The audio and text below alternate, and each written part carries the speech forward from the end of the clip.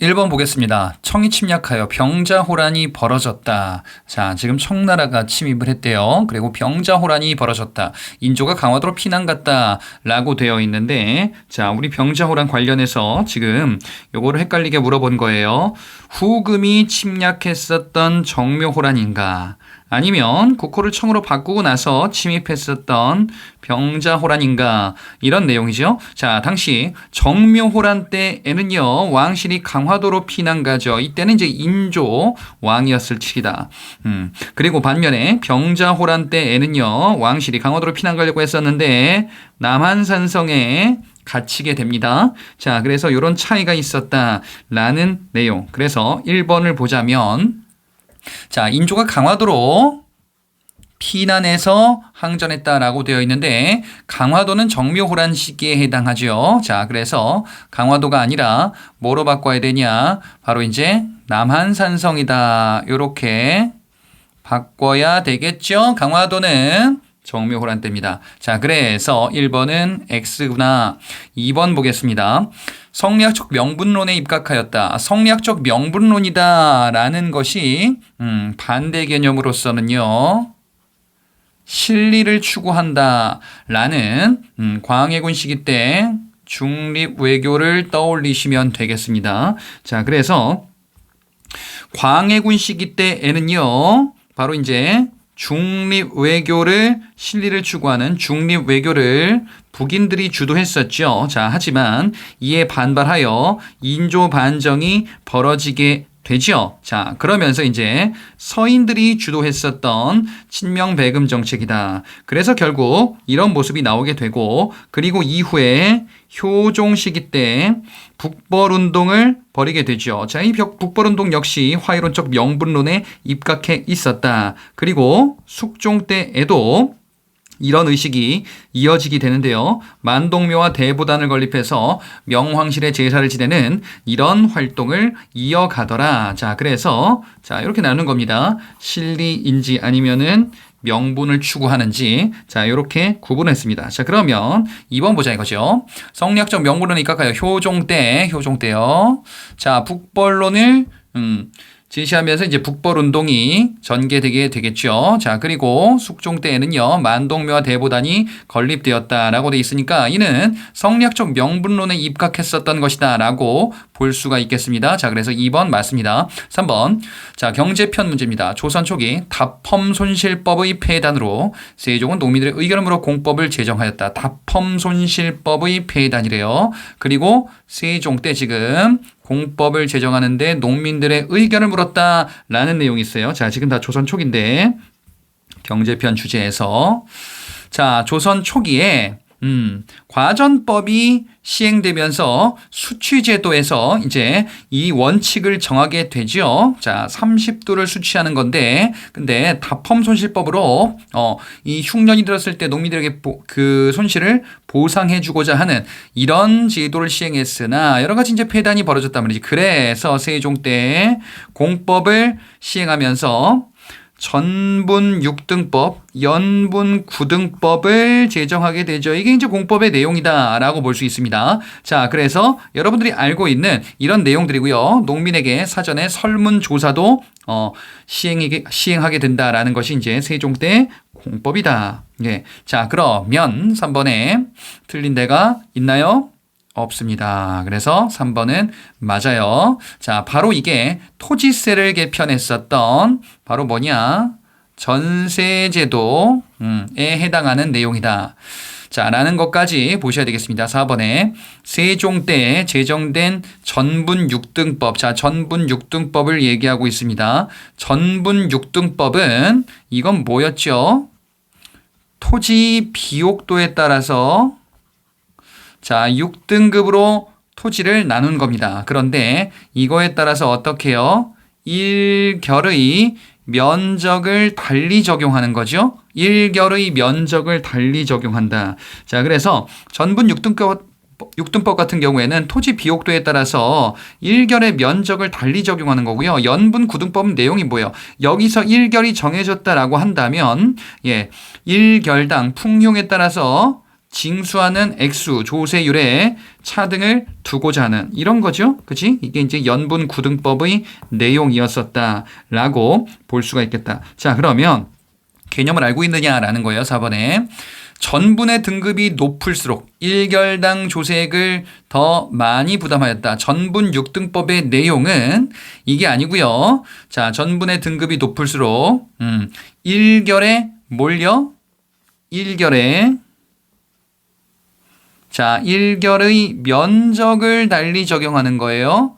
자, 1결의 면적을 달리하였다. 이렇게 가야 되겠죠. 그죠? 1결당 조세액. 예. 이거는 뒤에 내용은 지금 뭘 얘기하고 있느냐. 요거는 연분구등법에 해당하는 내용을 서술하고 있죠. 1결당 상상년의 경우에 하하년의 경우에 조세액을 어떻게 할 것인지 자 이런 것들을 규정하고 있단 말이에요. 그래서 4번 같은 경우는요. 전분 6등법과 연분 9등법의 내용이 교묘하게 섞여 있습니다. 개념을 잘 구분해 주셔야 되겠습니다. 5번 보겠습니다. 조선 초기 농본정책을 실시하였다. 자 농본정책을 실시했다라는 거는 어디 들어가도 틀린 건 아닙니다. 우리가 뭐 이제 현대사의 산업화 정책 이런 것들 하기 전에는 이런 농본정책은 농업사회에서 백성을 위한 통치를 한다라고 가정했을 때 어디에 들어가도 된다라고 보시면 되겠고요. 자, 양반 지주들의 토지 겸병을 억제한다. 조선 초기에는요. 자, 양반 지주들의 토지 겸병을 억제하였다. 무슨 얘기냐? 토지 소유를 줄여주고자 한다. 그래서 이 얘기는 양반 지주들이 토지 독점을 하는 것을 억제시키기 위한 그러면 토지는 누구한테 가는 거야? 자영농. 자, 그래서 자영농을 육성하고자 하는 이런 목적과 관련이 있다라고 보시면 되겠습니다. 자, 그래서 조선 초기에 지금 이런 모습들이 출현하게 된다라는 거예요. 자영농을 육성하고자 하는 이런 원칙이다라고 한다면 과전법을 고려할 때 시행하면서 대농장 확대 이런 것들을 이제 못하게 한다라는 거죠. 네. 그래서 농민들을 위한 여러 가지 정책을 취하게 되는구나. 결국 여기서도요. 병작 반수를 금지했다라는 것 자체가 양반이 토지를 가지고 소작 주는 거 이런 것들을 못하겠구나. 결국에는 자영농을 늘리고자 하는 이런 목적 의도와 관련이 있다. 예. 자, 5번에 그래서 앞에 내용 맞고요. 농민의 토지 이탈을 방지하고자 했다. 그래, 내 땅을 갖는다라고 하면은 농민들이 다른 곳으로 갈 이유가 없잖아요. 농민들이 몰락하면은 자영농에서 소작농에서 결국 어떻게 돼요? 토지를 이탈하거나 유랑민이 되거나 도적이 되거나 이런 경우도 있잖아. 그래서 자영농을 늘린다라는 거는 이 연결고리를 끊겠다라는 정책으로서 조선 초기에는 자영농이 다수 늘어나게 된다. 하지만 조선 중기에는 지주 전호제가 이제 만연해지기 시작한다라는 내용을 보셨을 겁니다. 아무튼 5번의 내용은 틀린 데가 없습니다. 6번 보자. 과전법은 전현직 관리를 대상으로 자 전국 토지에 대한 수조권을 지급한 제도이다. 자 일단 과전법에 대해서 물어보고 있습니다. 과전법은요 전현직 관리를 대상으로 한다. 그래요. 자 전현직 관리를 대상으로 수조지를 지급하는 거죠. 그래서 수조권을 지급했다. 관리들은 수조권을 갖고 토지 소유는 농민에게 돌려주자. 그래서 자영농을 육성하자. 이런 아이디어에서 고려말 때 출발해서 조선 초기까지 이어졌다. 그런데 지금 어디가 틀렸냐? 전국 토지라고 하면 안 돼요. 자, 과전법 같은 경우는요. 이런 차이가 있죠. 이전의 고려 시기 때 전식과 제도와 그다음에 조선시대 때 과전법 물론 과전법은 고려 말 때부터 시행이 되는데 조선 초까지 이어지죠. 자, 차이점이다라고 한다면요. 전국 토지를 대상으로 하느냐, 경기 지방에 한정되어 있느냐라는 거고요. 시지 지급이 소멸되었다라는 것들. 자, 원칙적으로는 수조권을 지급하는 제도로서 같은데 이런 차이점을 가지고 있더라. 자, 그래서 과전법 내용에서 전국 토지 이게 틀렸습니다. 그리고 조세 수치 증가에 대한 농민들의 반발로 인하여. 자, 직전법으로 변경되었다라고 되어 있는데요. 이것도 좀 뭔가 이상하다 이거죠. 직전법으로 과전법이 변경된 이유가 무엇이냐라는 게 뒤에 내용이거든요. 자, 조세 수취에 대한 농민들 입장에서는 직전법이 되면서 그러면 세금 부담이 늘어났느냐? 그건 아니다 이거죠. 자, 직전법. 세조 때 시행됐었던 직전법은요. 이게 뭐였었어요? 현직 관리에게만 지급하는 거지. 원래는 전 현직 관리들에게 지급했다가 현직 관리에게만 지급하는 걸로 바뀌게 되고요. 수신전과 휴량전, 세습 기반, 토지 역시 지급이 중단되게 되더라. 자, 그러면 지금 이거는 관리들의 수조권 범위 양을 줄인 거예요, 지금. 예. 자, 수조권, 관리들이 수취할 수 있는 것.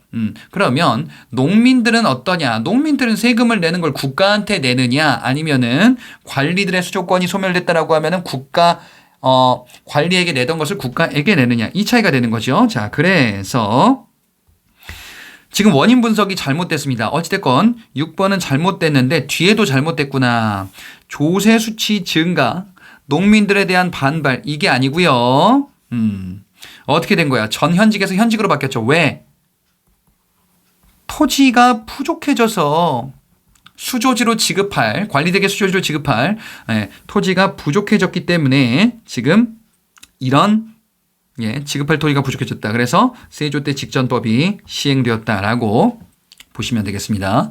7번 문제. 성종대 관수관급제 시행으로 전주의 직접 수조를 지양하여 국가의 토지 지배력 강화를 꾀하였다. 전주의 직접 수조를 지양했대요. 지양했다라는 거는 되도록 못하게 했다라는 거죠. 자, 관수관급제는 성종 때 시행됐나요? 그렇다 이거지. 내용이 뭔데요? 관청이 수취해서 관청이 지급한다라는 내용을 바탕으로 하고 있죠. 자, 수조권을요. 관리가 직접 행사하는 게 아니라 관청이 수조권을 행사하도록 하는 이런 제도가 성종 때 제정됐었던 관수관급제다. 이렇게 볼 수 있겠네. 관리가 직접 수조권 행사를 못하게 한다 이거지. 그래서 국가의 토지 지배력이 강화될 수 있는 배경이 된다. 왜? 관리가 수조권 행사하던 것을 국가 관청이 하도록 권한을 이쪽으로 토지에 대한 수치 권한을 이쪽으로 행사 주체를 이쪽으로 옮겼으니까 지금 이런 모습으로 변화되게 된다라는 거예요. 그래서 국가 토지 지배력 강화다라는 측면과 부합한다. 그래서 7번은 맞습니다. 8번 직전법의 폐지로 관리들의 토지 지배력이 약화되어 자영농은 점차 늘어나게 되었다. 직전법이 폐지되었대요. 직전법이 폐지되었다라는 거는 저 뒤에 조선 중기에 해당하죠. 명종 시기 때. 자, 이 직전법이 기존에 쭉 이어지고 관수관급제로 운영 방식을 바꿨어요. 그런데 이제 이것을 완전히 폐지하게 됐다라는 거는 수조권 제도 자체가 소멸되었다라는 거예요. 그러면 관리는 어떻게 하는데요? 내 땅을 갖고 소작을 주죠. 그래서 지주전호제, 병작 반수제가 일반화되는 배경이 되기도 하더라. 그러면 자영농은 감소하겠죠. 농민들이 양반들이 토지를 소유하는 현상이 점차 늘어나니까요. 자, 그러면 직전법의 폐지로 관리들의 토지의 지배력이 약화되었다라고 되어 있는데요. 토지 지배력이 약화되려면 토지에 대해서 어떻게 해야 돼? 내 땅을 갖는 게 아니라 이제 수조권 이런 형태 또는 녹봉의 형태로만 생계를 유지해야 되는데 수조권 제도는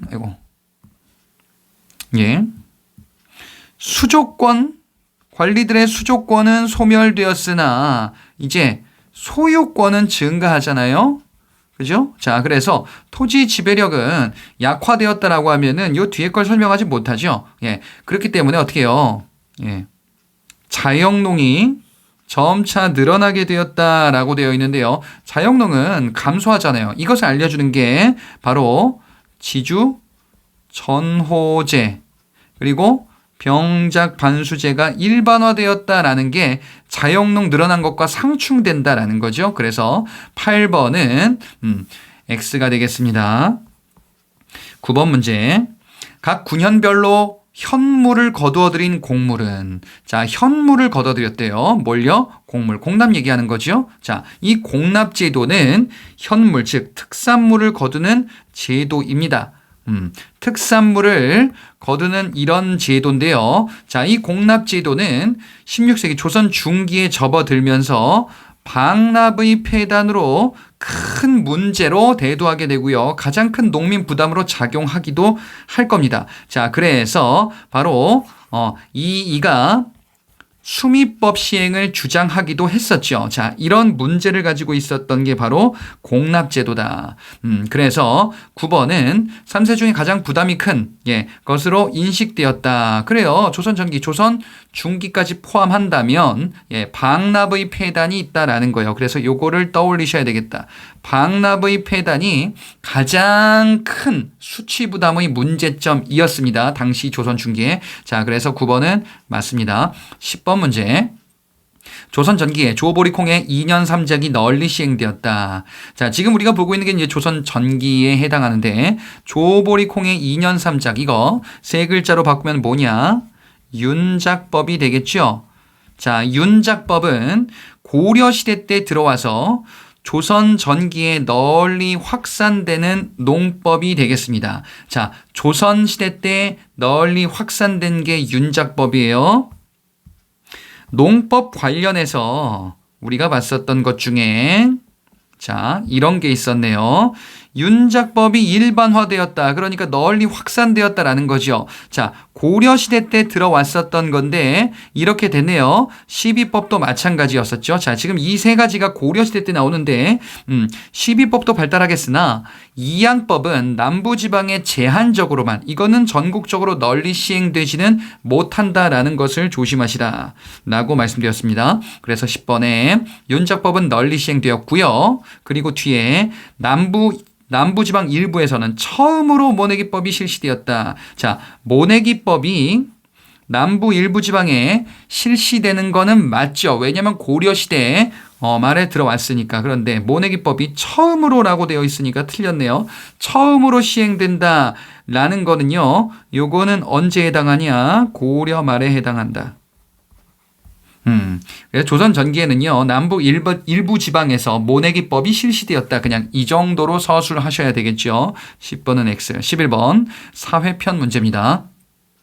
중인은 넓은 의미로는 양반과 상민의 중간 신분을 뜻하며 그래요. 신분 제도로 봤을 때 우리는 이렇게 규정을 했단 말이지. 자, 양반 있고요. 그 다음에 중인, 그 다음에 상민, 그 다음에 천민. 자, 이런 신분 제도를 바탕으로 이야기를 했죠. 그 중에서 중인은 이 중간 계층이다. 양반과 상민의 중간 신분이다. 라고 얘기를 하고요.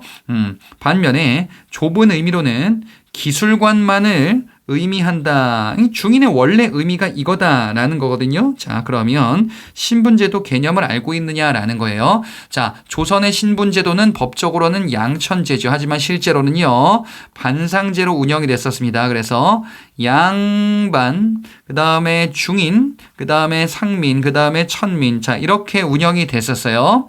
중인 같은 경우에는 이제 중간 계층이다라고도 볼 수 있는데 가장 좁은 의미로는 기술관만을 의미하죠. 자, 기술관만을 의미하는데 넓은 의미로는 자, 하급 관리까지도 포함한다. 그래서 향리와 이제 서리 이런 개념들을 포함한단 말이죠. 자, 중인은 아닌데 중인과 유사한 대우를 받았었던 서얼들도 있구나. 서얼은 중인은 아니라 그랬어요. 자, 그러면 11번 문제 보니까 좁은 의미로는 기술관만을 의미하는 게 중인이더라. 그래요? 맞습니다. 11번은 틀린 데가 없어요. 자, 12번. 조선시대에 공노비는 독립된 가옥에 살면서 국가에 신공을 바치거나 일정 기간 관청에 나가서 무보수로 노동을 제공했다. 자, 공노비에 대해서 얘기하고 있습니다. 노비입니다. 자, 독립된 가옥에 살면서 국가에 신공을 바친다. 이게 지금 뭘 의미하는 거냐? 이게 지금 내 집을 가지고 있네. 독립적인 재산 형성이 가능하고 신공을 바치네요. 뭐야 이거? 외거노비 얘기하는 거예요. 자, 외거노비는 납공노비다. 신공을 납부한 노비예요. 자, 이렇게 부르기도 합니다. 그리고 일정 기간 관청에 나가서 무보수로 노동력을 제공했다. 외거노비가 아닌 노비들을 의미하지요. 자, 이들을 뭐라고 했었냐? 자, 노비 개념에서 얘기하는 외거노비 말고, 그죠? 예. 외거노비 말고 이제 뭐라고도 볼 수 있냐? 선상노비, 솔거노비라는 개념이기도 합니다. 자, 이들은 외거노비가 아닌 개념으로 상대적으로만 알아두셔도 되겠다.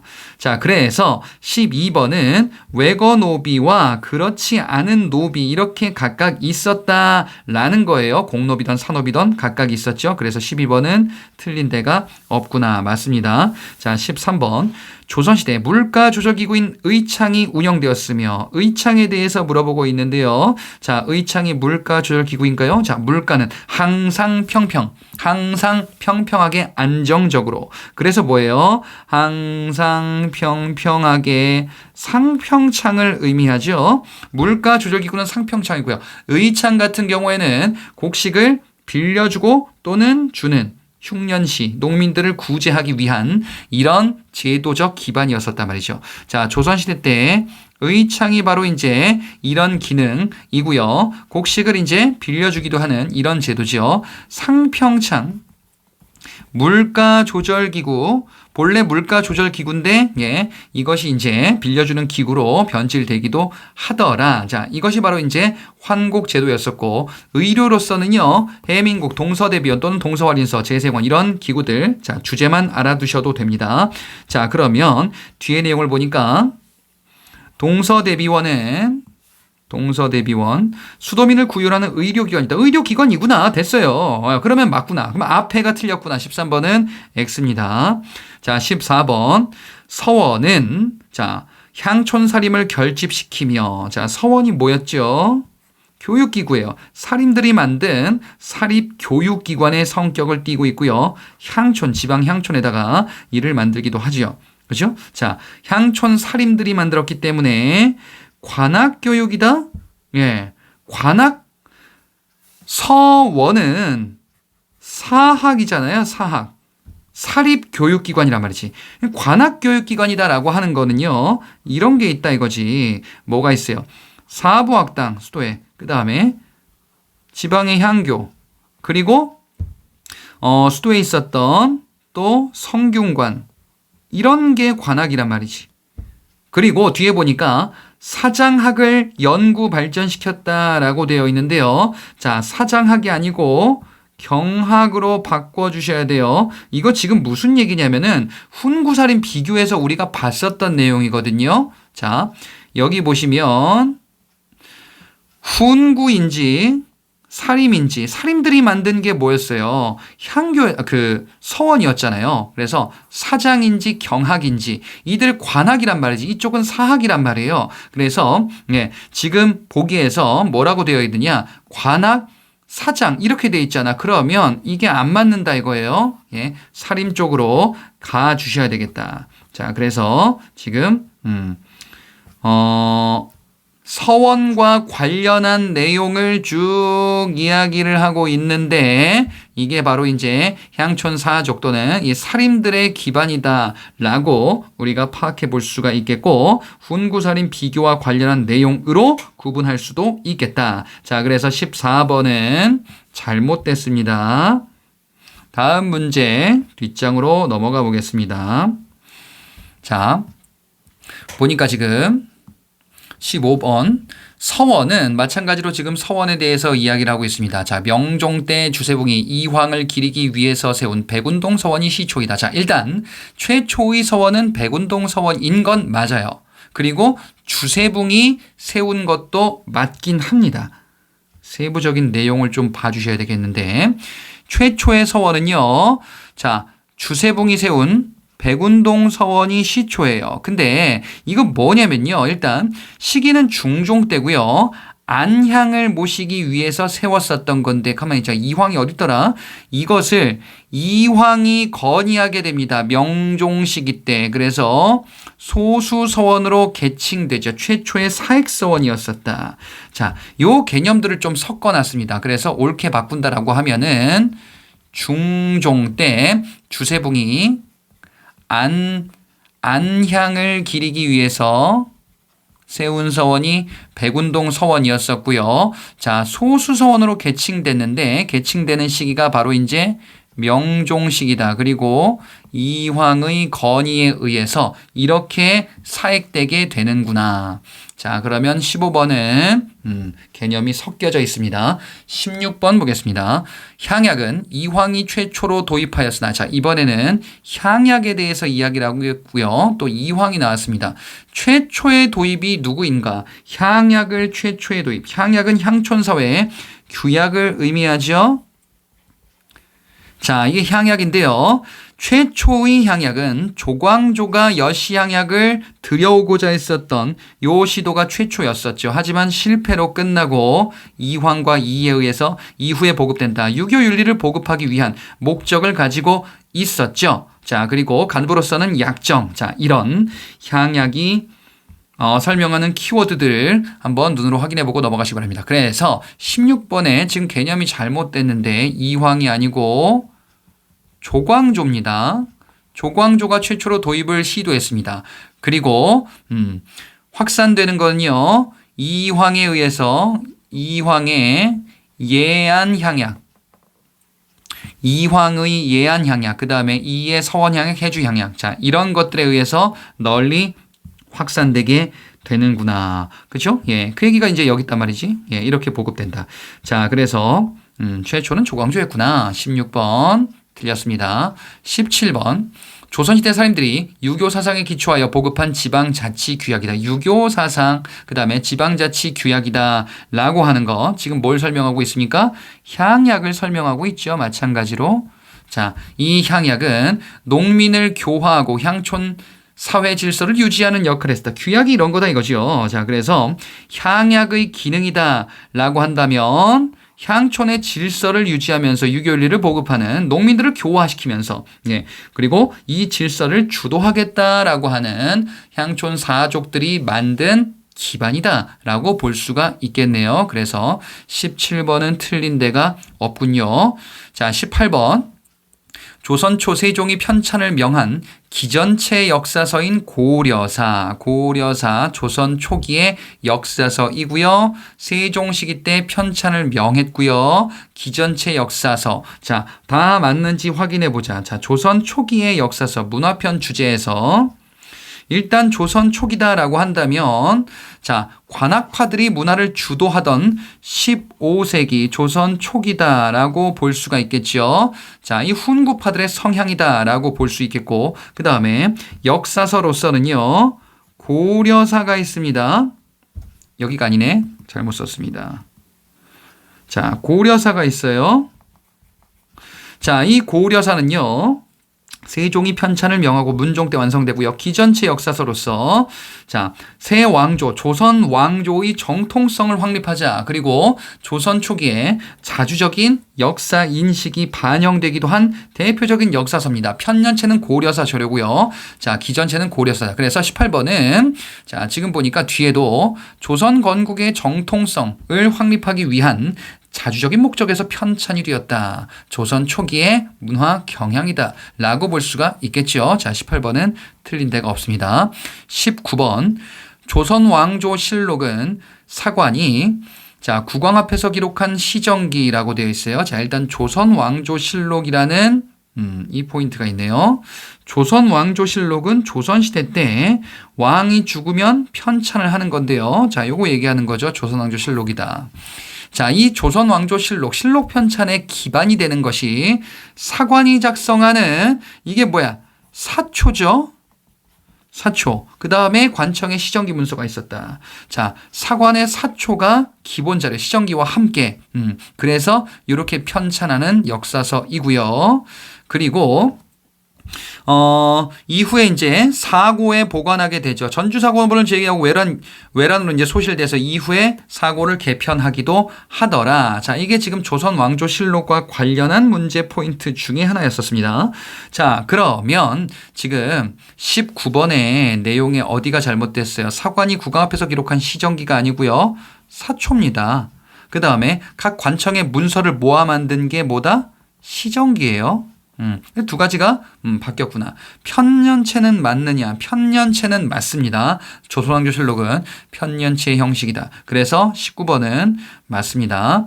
자, 다음 문제 20번입니다. 성종 때에는 고조선부터 고려 말까지 역사를 정리한 편년체 통사, 동국사략이 간행되었다라고 되어 있어요. 자, 성종 때 고조선부터 고려 말까지 역사를 정리했다. 이걸 뭐라고 해요? 통사라고 하죠. 그죠? 자, 그리고 편년체로 썼느냐. 이거 뭐 얘기하는 거죠?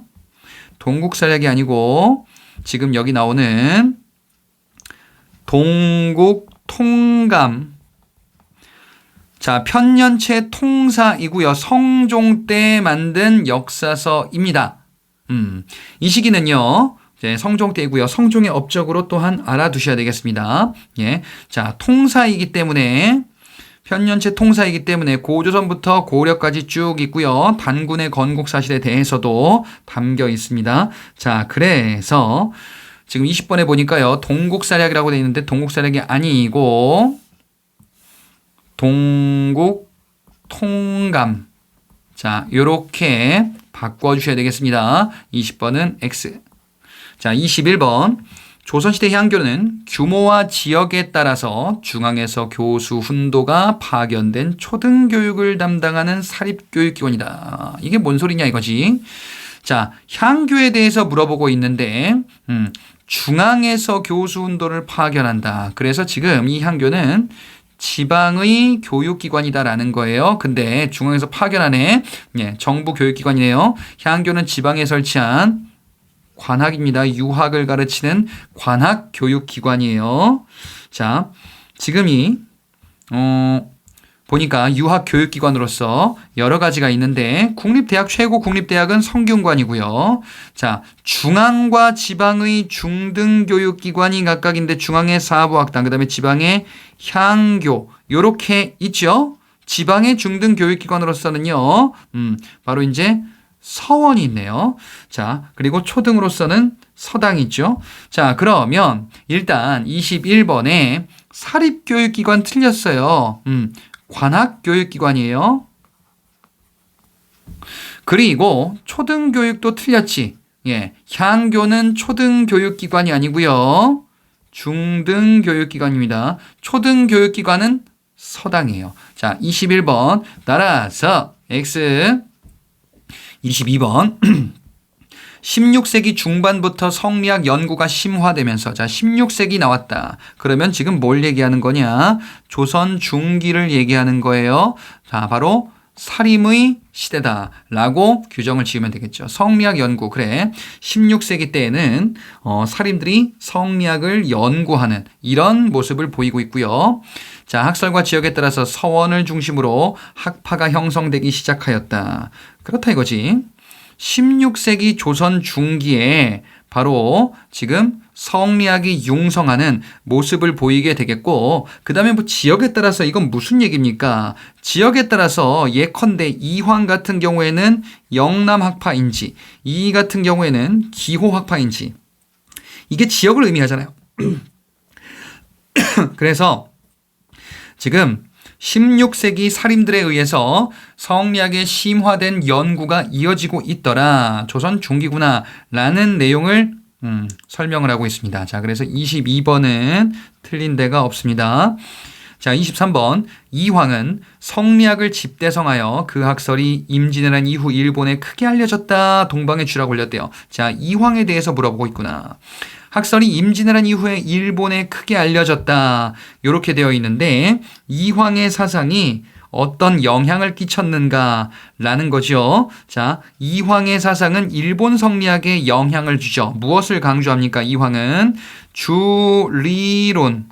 예, 그래서 이를 강조하죠. 반면에 이 같은 경우는요, 주기론적인 성격이 있죠. 그래서 이와 기를 모두 다 강조한다. 이것을 우리가 뭐라고 해? 이의 바로 이제 이통기국론이다 라고 이야기를 하기도 하죠. 예, 그래서 이황의 사상인지 이의 사상인지 자, 요거를 구분하셔야 되겠습니다. 문제를 보자면 임진을 한 이후에 크게 알려진 거는 누구다? 이황이다 이거지. 그래서 이황과 이를 구분해보자. 동방의 주자라고도 불렸습니다. 자, 일본에서 명성이 대단했었다. 23번에 그래서 맞습니다. 24번 이를 보편적인 것으로 기를 특수한 것으로. 자, 이거 지금 무슨 얘기인지 네 글자로 줄일 수 있어야 돼요. 이는 보편적으로 통한다. 이는 통한다. 기는 특수하게 국한되어 있다. 기는 국한되어 있다. 이통기국이에요. 그러면 이 사람은 누구냐? 율곡 이죠. 자, 이가 이와 기의 대등성을 강조했단 말이지. 이와 기의 대등성을 강조했구나.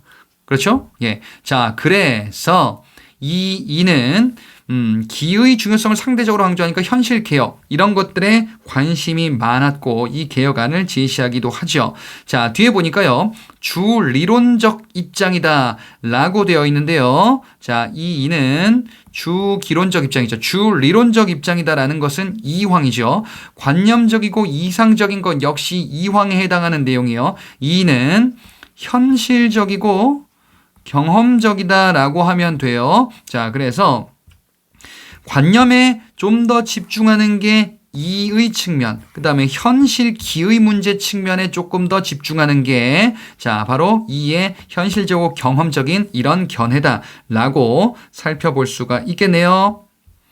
자, 24번은 그래서 이황과 이가 섞여 있죠. 두 명을 구분하셔야 되겠다. 25번 성학지묘를 저술했다. 성학지묘. 자, 이거는 뭘 구분하는 거야? 성학십도인지 성학지묘인지 이 두 가지를 구분하셔야 되겠다. 성학십도는 이황의 젖으로서 왕 스스로 성학을 깨우쳐야 된다라는 것을 얘기하는 것이고요. 이의 성학지별은요. 신하의 적극적인 역할을 강조한다라는 거죠. 자, 아무래도 신하와 왕은 대등하다. 이와 기가 대등하다라는 인식에서 비롯되어 있으니까 이런 논리가 가능하다라고 말씀을 드리기도 했습니다. 자, 그러면 지금 성학지묘를 저술한 이는 누구냐? 이 사람은 마찬가지로 율곡 2예요. 10만 양병설 수미법 등 다양한 사회개혁안을 제시하였다. 그래, 이게 바로 현실적이고 경험적인 이런 경향이잖아요. 그래서 2에 해당하는 내용 맞나요? 맞습니다. 26번 16세기에는 16세기 조선 중기내에 또 자, 성리학을 상대화하고 제자백가 등에서 모순해결의 사상적 기반을 차지하고 이런 건 아직 못 본 것 같은데 자, 일순환에서 간단히 보긴 했습니다. 지금쯤 까먹었을 거예요. 자, 요거는 조선 후기에 등장하는 성리학 상대화인지 성리학을 절대화하는 것인지 요 내용이에요. 뭐 송시열 나오고 막 윤휴 나오고 이런 식이 조선 후기에 해당하는 내용이다. 그래서 지금 16세기다라고 하면은 이황과 이가 이기론을 벌이면서 성리학을 심화시키는 이런 식이다. 성리학 존재 자체에 의심을 갖는 식이 아니에요. 상대화한다라는 거는 상대적으로 성리학 말고 다른 것도 맞지 않을까? 주자말 말고 다른 견해가 맞지 않을까? 이런 거 나오는 거니까 조선 후기에 해당한다라고 볼 수가 있겠습니다. 자, 그래서 26번은 시기가 맞지 않습니다. 틀렸습니다. 자, 다음에 객관식 문제 넘어가 보자. 쭉쭉 또 가보겠습니다. 자, 27번. 다음에서 밑줄 친 주장과 맥락이 다른 역사적 사실은 무엇인가? 자, 우리가 중국을 섬겨왔대요. 우리가 중국을 섬겨왔다. 의료는 군신이다. 은혜는 부자와 같다. 임진년에 입은 은혜는 만세도록 잊을 수가 없대요. 임진년에 은혜를 입었대요. 자, 그러면 임진왜란 때 중국 즉 명나라에게 도움을 받았다라는 거예요. 잊을 수가 없대. 그러니까 중요한 거는 뭐냐? 명분을 강조한다라는 거지. 맥락이 다르다라고 한다면 뭐가 있겠어요? 명분에 얽매이지 말고 실리를 추구하자라는 내용이 있겠죠. 자, 그래서 지금 27번 두 번째 강홍립을 파견하여 후금에 투항하였다라는 거는요. 광해군 시기 때 중립 외교에 해당하죠. 실리를 추구하는. 그치? 자, 나머지는요. 화양동에 만동묘를 건립하였다. 대보당과 만동묘 숙종 시기 때 자, 성리학적 명분론의 연장이다. 우리가 명나라를 계속 섬기자라는 거죠. 자, 3번에 송시열과 이완 등이 북벌을 주장하였다라고 되어 있는데 그 효종 시기 때 추진했었던 북벌운동이 되겠죠. 마찬가지로 당시에 성리학적 명분론에 입각했다. 자, 4번에 병절한 당시 김사원이 주전론을 제기하였다.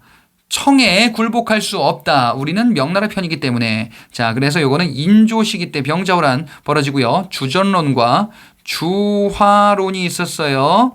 최명길의 주화론. 자, 요것과의 차이점이고요. 주전론은 명분을 강조하는 견해가 되겠죠. 청을 배척하자라는 거죠. 자, 답은 2번이 되겠다. 28번.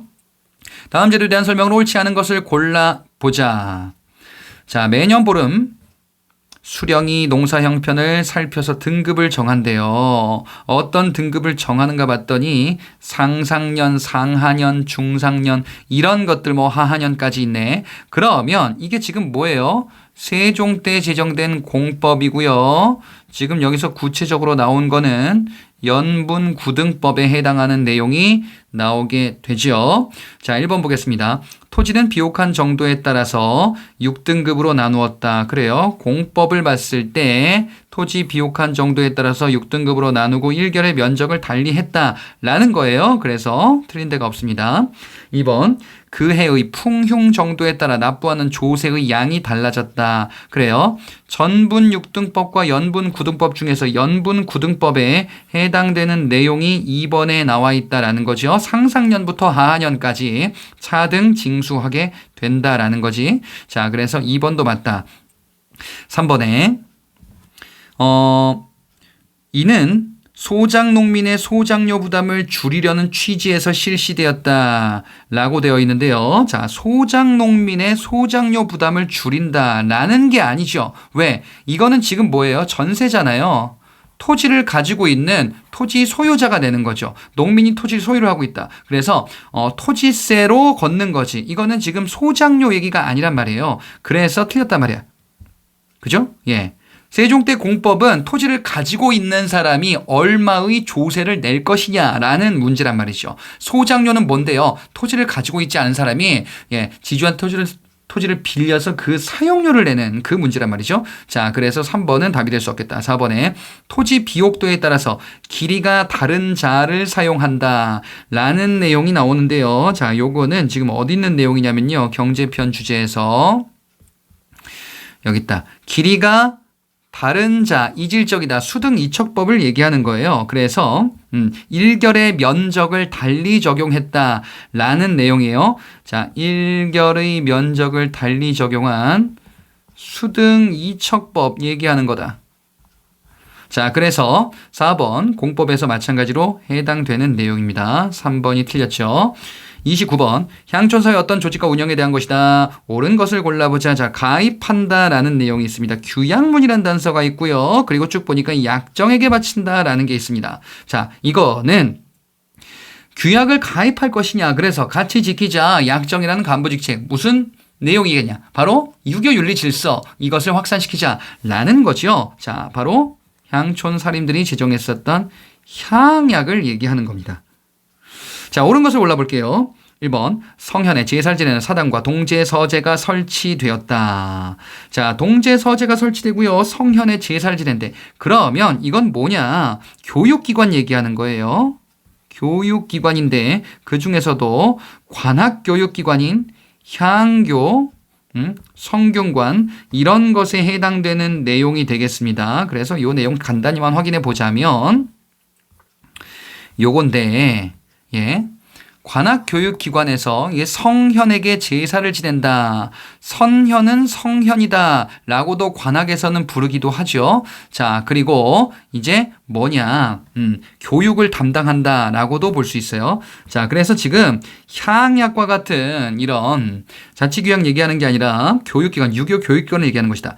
이번에 군현마다 하나씩 설치되었으면 중앙에서 교수를 파견했다. 요거 이제 향교에 해당하는 내용으로 앞서 살펴봤었죠. 정부가 주도하는 관학이다.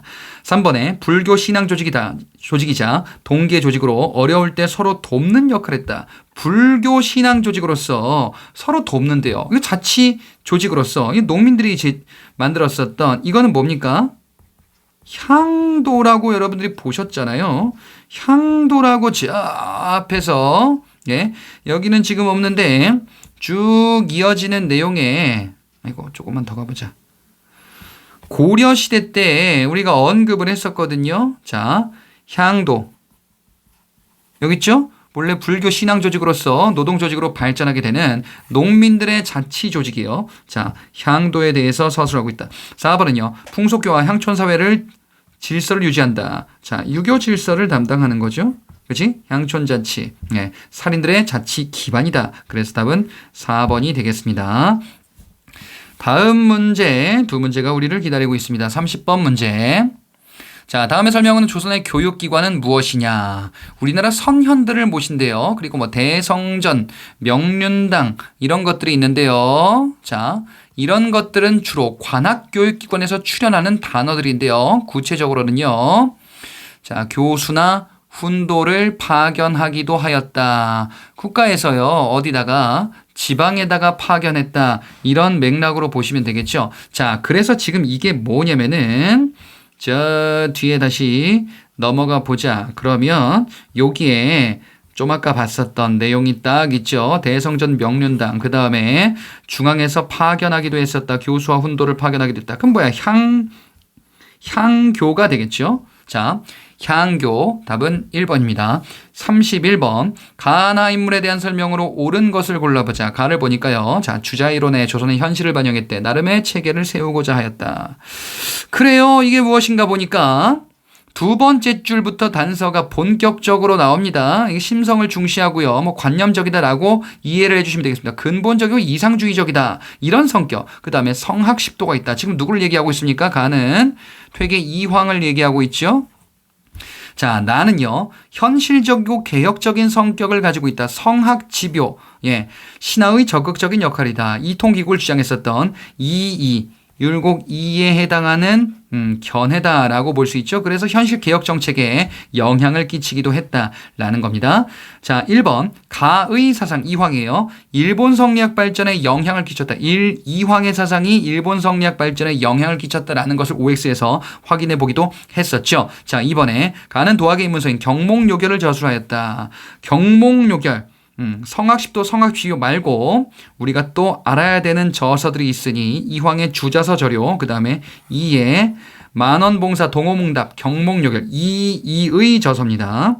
자, 그래서 가가 아니고요. 이입니다. 나예요. 3번 나는 왕에게 추청하여 소수서원이라는 편액을 하사받았다. 소수서원을 왕 누구? 명종에게. 그럼 누굽니까? 나가 아니고 이황이죠. 백운동 서원이 개칭되었다라는 그 내용에 들어가 있잖아. 4번에 나는 향촌사의 도덕적 질서를 안정시키기 위해서 예한 향약을 만들었다. 이거 이 향약편에서 등장하는 내용이죠. 자, 이황이 예한 향약, 그 다음에 이가 서원 향약, 해주 향약 요렇게 됩니다. 자, 그래서 나가 아니고 가 이황에 해당하는 내용이 되겠죠. 자, 답은 31번에 1번이 되겠습니다.